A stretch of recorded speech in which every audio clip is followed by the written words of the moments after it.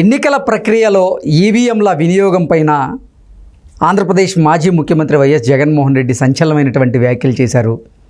ప్రపంచవ్యాప్తంగా అభివృద్ధి చెందినటువంటి అన్ని దేశాలలో కూడా ప్రజాస్వామ్యబద్ధంగా పేపర్ బ్యాలెట్లను ఉపయోగిస్తున్నటువంటి తరుణంలో మన దేశంలో ఈవీఎంలను వాడాల్సిన అవసరం ఏముంది, పేపర్ బ్యాలెట్తోనే ఎన్నికల ప్రక్రియ జరిగితే బాగుంటుంది కదా అన్నట్లుగా ఆయన తన అభిప్రాయాన్ని వ్యక్తం చేసినటువంటి నేపథ్యంలో రీసెంట్గా జరిగినటువంటి సార్వత్రిక ఎన్నికల్లో ఆంధ్రప్రదేశ్లో జగన్మోహన్ రెడ్డి అలాగే వైఎస్ఆర్సీపీ ఓటమి పాలైనటువంటి నేపథ్యంలో అసలు ఓటమికి ఈవీఎంలే కారణం అన్నట్లుగా జగన్మోహన్ రెడ్డి కొన్ని వ్యాఖ్యలు చేసిన నేపథ్యంలో ఈ అంశం మీద మనం విశ్లేషణ చేసుకునేటువంటి ప్రయత్నం చేద్దాం.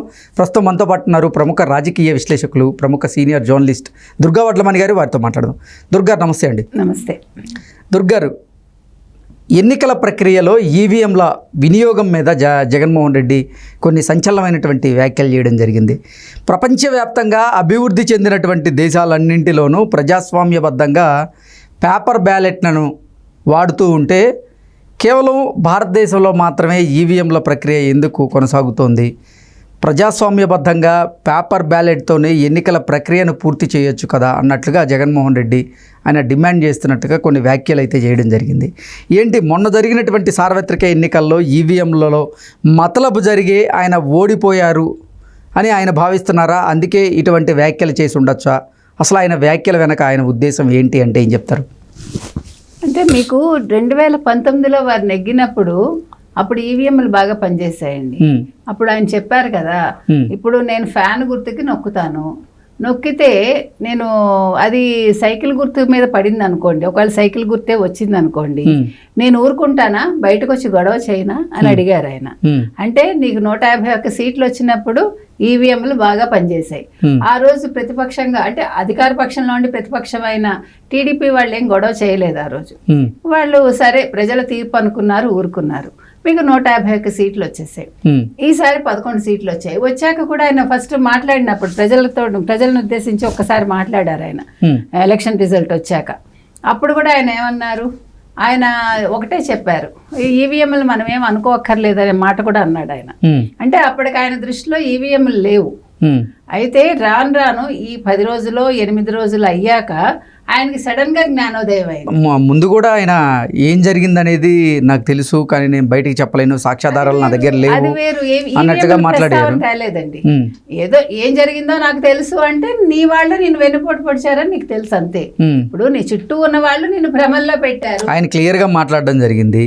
అంటే ఈ కూటమిలో పెద్దవాళ్ళు ఉన్నారు, పెద్దవాళ్ళు ఏం చేశారనేది నాకు తెలుసు, కానీ నేను బయట సాక్ష్యాధారాలు లేనిదే నేను బయటకు వచ్చి మాట్లాడలేను అంటూ కూడా గతంలో ఆయన చెప్పిన నేపథ్యంలో ఆయన కూడా ఈవీఎంలను ఉద్దేశించే ఇప్పుడు వారి వ్యాఖ్యలు చూస్తే 2019లో జరిగిన ఎన్నికల్లో ఆయన బీజేపీతో ఉన్నారు కదా, అప్పుడు బీజేపీతో ఉన్నప్పుడు ఆయనకు అన్ని సవ్యంగా ఉన్నాయండి. 151 సీట్లు వచ్చాయి. ఆయన ఈవీఎంల గురించి అప్పుడు ప్రస్తావించలేదు.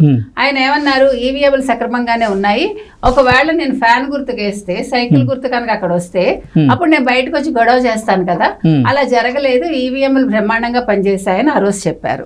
ఈ రోజు మీరు చెప్పినట్టుగా బయటకు వచ్చి ఆయన ఎలక్షన్ రిజల్ట్ వచ్చాక నాకు విషయాలు తెలుసు కానీ నేను మాట్లాడలేను, నాకేం జరిగిందో తెలుసు అన్నారు తప్ప ఈవీఎంల ప్రస్తావన అంటే ప్రత్యేకంగా తీసుకున్నారు. అంటే అసలు ఈవీఎం ట్యాంపరింగ్ జరిగిందని జగన్మోహన్ రెడ్డి భావిస్తున్నాడా? అందుకే ఎన్నికల ప్రక్రియలో ఈవీఎంల బదులు ఆయన పేపర్ బ్యాలెట్లను వాడితే బాగుంటుంది, ప్రజాస్వామ్యబద్ధంగా ఉంటుంది అనేటువంటి వ్యాఖ్యలు చేస్తున్నారా అంటే ఏం చెప్తారు? ఇప్పుడు ఆయన ఇవాళ ఏమంటున్నారంటే అండి, కొత్తగా నిన్న ఇచ్చారు ఒక స్టేట్మెంట్, ప్రజాస్వామ్య స్ఫూర్తిని మనం కొనసాగించాలంటే మనకి పేపర్ బ్యాలెట్ ఉండాలి అని ఆయన అన్నారు. అంటే ఒకవేళ ఆయన బీజేపీతో పొత్తులో ఉంటే ఈసారి కూడా అనుకుందాం, కూటమితో లేకుండా బీజేపీ కూడా కూటమిలో చేరకుండా జనసేన తెలుగుదేశం కలిపి లేకపోతే బీజేపీ వైసీపీ కలిపి పోటీ చేసినప్పుడు కూడా ఇదే తీరుగా వచ్చి ఉంటే రిజల్ట్, అప్పుడు ఈయన ఏం మాట్లాడి ఉండేవారు? అప్పుడు కూడా వాళ్ళకి 11 సీట్లే వచ్చాయి అనుకుందామండి, అప్పుడు కూడా ఆయన ఇలాగే మాట్లాడతారా? అంటే ఇది ఒక ప్రశ్న మనం వేస్తున్నాం. ఎందుకంటే ఇప్పుడు బీజేపీ వల్ల వీళ్ళు ఏదో బాగుపడ్డారని ఆయన అనుకుంటున్నారేమో మనకు తెలియదు. ఒకవేళ బీజేపీ వల్ల ఆయన గతంలో బాగుపడి 151 సీట్లు తెచ్చుకున్నారా మనకు తెలియదు. కాకపోతే ఏంటంటే ప్రజలు సంతృప్తిగానే ఉన్నారు. కాకపోతే ఇంకో రకం, ఇప్పుడు 11 ఇవ్వకుండా 1 ఇచ్చుంటే కూడా అప్పుడు ఇంకా బాగుండేదా? ఒకవేళ ఆయన కోరుకున్నట్టుగా ఒకవేళ పేపర్ బ్యాలెట్ పెడితే కూడా. ఇప్పుడు పేపర్ బ్యాలెట్ కావాలని అందరూ ముందు నుంచి డిమాండ్ చేయాలి. ఇప్పుడు రిజల్ట్ వచ్చాక కొత్తగా పేపర్ బ్యాలెట్ ప్రతిసారి తెర మీదకి తీసుకురావటం అనేది మరి ఎంతవరకు సమంజసమో మనకు తెలియదు. ఇంకొక విషయం అండి, అసలు ఇన్ని రోజులు ఆయన తన ఓటమికి కారణాలు విశ్లేషించుకోవాలి. ఇది ఒక్క ఈవీఎంలు పట్టుకుని కూర్చోవటం కాదు. తన చుట్టూ ఉన్న వాళ్ళు ఎవరు, తన సలహాదారులు ఎవరు, తన మంత్రులు ఎవరు, ఏ రకంగా చేశారు, ఐపాక్ టీం ఏం చేసింది, తను ఎక్కడ నష్టపోయాను, ఏ రకంగా ఒక్క సంక్షేమాలే ఇస్తే సరిపోతుందా సరిపోదా, ఇలా ప్రతి ఒక్కటి ఆయన ఆలోచించుకోవాలి కదండి. ఒక ఈవీఎంల వల్లే ఇది జరిగింది అంటే కుదరదు. అందుకనే అంటే ప్రపంచవ్యాప్తంగా ఈవీఎంల గురించి ఇప్పుడు ఎన్నికల ప్రక్రియలో ఈవీఎంల వినియోగం గురించి పెద్ద ఎత్తున చర్చ జరుగుతున్నటువంటి నేపథ్యంలోనే జగన్మోహన్ రెడ్డి కూడా అంటే ప్రజాస్వామ్యబద్ధంగా ఎన్నికలు జరగాలి అంటే పేపర్ బ్యాలెట్ ద్వారానే జరుగుతుంది అని జగన్మోహన్ రెడ్డి భావించారా? అందుకే అటువంటి వ్యాఖ్యలు చేశారా? లేదంటే అసలు నిజంగా ఈవీఎంల ట్యాంపరింగ్ వల్లే తాను ఓడిపోయానని తాను భావిస్తున్నాడా? అది దేశవ్యాప్తంగా చర్చ జరగాలనే ఉద్దేశంతోనే ఆయన పదే పదే ఈవీఎంల ప్రక్రియ గురించి ప్రస్తావిస్తున్నాడా అంటే ఏం చెప్తారు? అలాంటప్పుడు ఆయన ఇప్పుడు ఎలక్షన్స్ ముందు బీజేపీతో కలిసే ఉన్నారు కదండి. 1 year ముందే, అంటే ఇప్పుడు 2024, 2023 నుంచి ఆయన అది తెర మీదకి తీసుకురావాల్సింది. ఈవీఎంలు వద్దు, మనకి పేపర్ బ్యాలెటే పెట్టుకున్నప్పుడు నీకు బీజేపీ మాట వినేవాళ్ళు కదా, మీతోటే ఉన్నారు బీజేపీ అప్పుడు. సో మీరు 1 year బ్యాకే ఆ పని చేస్తుంటే ఏమో ఈ ఎలక్షన్స్ లో పేపర్ బ్యాలెట్ వచ్చేదేమో మనకు తెలియదు. అంటే మీరు ఆ రోజే మాట్లాడలేదు కదా. లాస్ట్ ఎక్కడ మీకు ప్రాబ్లం వచ్చింది? మనం నిజంగా ఆలోచిస్తే ఈ రోజు వైసీపీ ఎందుకు ఇంత కంగారు పడుతోంది, ఎందుకు బాధపడుతోందంటే ఎప్పుడైతే వాళ్ళు ఇంటెలిజెన్స్ చీఫ్ని మార్చారు, డీజీపీని లాస్ట్లో మార్చారు, ఎస్పీలను మార్చారు, ఇట్లా మార్చాక వాళ్ళు ఎక్కడెక్కడ ఎస్పీలను మార్చారో అక్కడ రిగ్గింగ్ జరిగింది అనేది వాళ్ళ ఉవాచ్ అనమాట. అంటే వాళ్ళందరూ కూడా ఎలక్షన్స్ యాక్ట్ చెప్పిన మాట అదే. మిగతా చోట్లంతా సవ్యంగా జరిగింది అన్నారు. ఎన్ని చోట్ల మార్చారండి? ఎంతమందిని మార్చారు? మహా అయితే 25-30 మందిని మార్చుంటారు ఇన్ని నియోజకవర్గాల్లో. మరి అలా అన్నప్పుడు మీరు చెప్పిన చోట రిగ్గింగ్ జరిగితే మిగతా చోట్లంతా మీరు రావాలి కదా. అంటే మీ ఆఫీసర్లు ఉన్నారు అనుకుంటే. కాబట్టి అసలు ఈ వాదనలో ఎక్కడా కూడా ఒక పస లేదండి. ఈ వాదన ఎక్కడ నిలవదు కూడా. ఇంకొకటి, అందుకే ఈయన ఇచ్చిన స్టేట్మెంట్కి వెంటనే టీడీపీ అండ్ జనసేన వాళ్ళు కూడా ఎక్స్ వేదికగానే సమాధానం ఇచ్చారు. ప్రజాస్వామ్యబద్ధంగా ఈయన ఎప్పుడైతే అన్నారో వాళ్ళు కూడా అదే చెప్పారు. తర్వాత జనసేన శతగ్ని టీం అని ఉంటుంది కదా, వాళ్ళు అన్నారు మీరు మమ్మల్ని బ్లాక్ చేశారు, అన్బ్లాక్ చేయండి, మేము మాట్లాడతాము, మీరు ఈ 5 ఏళ్లలో చేసిన అభివృద్ధి ఏంటో మనం డిస్కస్ చేద్దామని కూడా వాళ్ళు అన్నారు. కాబట్టి అసలు జగన్మోహన్ రెడ్డి గారు ముందు తను చేసిన తప్పొప్పులు విశ్లేషించుకోవాలి తప్ప ఈవీఎంల గురించి ముందే మాట్లాడుకుంటే గొడవ ఉండేది కాదు. ఎప్పుడైతే బీజేపీ వీళ్ళతో చేరిందో చిన్నపిల్లల్లాగా ఆయన బాధపడుతున్నారు. బీజేపీ వాళ్ళతో వెళ్ళిపోయింది అన్నట్టుగా ఆయన బాధ. అంటే బీజేపీ ఉంటే ఆయన నెగ్గేవారేమో మనకు తెలియదు. అదేంటి, ఆల్రెడీ అసలు ఫస్ట్ బీజేపీ వైఎస్ఆర్సీపీ దగ్గరికి వచ్చింది, పొత్తు పెట్టుకుందామని మాతో సంప్రదింపులు చేశారు, మేము కాదన్న తర్వాతే వాళ్ళు టీడీపీని సంప్రదించడం జరిగింది అంటూ కూడా విజయసాయిరెడ్డి ఒక ఇంటర్వ్యూలో క్లియర్గా చెప్పడం జరిగింది కదా. వాళ్ళేం రాలేదు కదా. వాళ్ళు ఏమండి బీజేపీ వాళ్ళు అక్కడ గ్రౌండ్ లెవెల్ చూసుకున్నారు, గ్రౌండ్ లో ఏముందో చూసుకున్నారు. ప్రజల నాడి తెలుసుకోకుండా వాళ్ళేమి జనసేన లేకపోతే తెలుగుదేశంతో పొత్తు పెట్టుకోలేదు. వాళ్ళన్నీ ఆలోచించుకున్నాకే పెట్టుకున్నారు. ఎవరు నెగ్గుతారు ఎవరు నెగ్గరు వాళ్ళకి ఇంటెలిజెన్స్ రిపోర్ట్ ఉంటుంది కదా. ఈసారి మనకి ముందుగానే తెలిసిపోయింది కదా. అంటే భారతీయ జనతా పార్టీ అసలు వైసీపీని సంప్రదించలేదా?